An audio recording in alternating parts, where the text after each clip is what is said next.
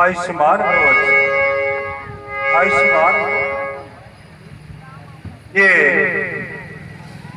महर्षि विश्वामित्र है पुत्रों, इन्हें प्रणाम करो और कल्याण हो, आयुष्मान हो। आज से आपके संरक्षक आयुष्मान हो, यही हुए।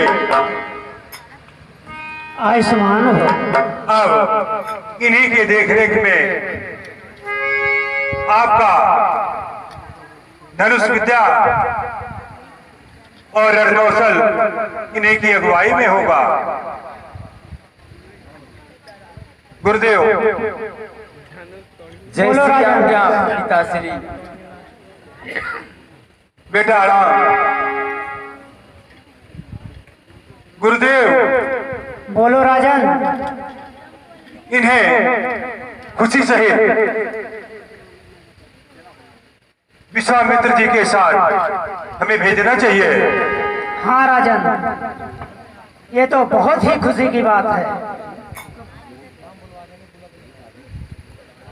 गुरुदेव अब आप इन्हें लेकर जा सकते हैं।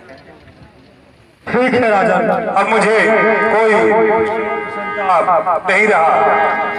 अच्छी बात है जो आपने अपना शोक और संताप मिटा दिया। लो हाथ में नाथ, हाथ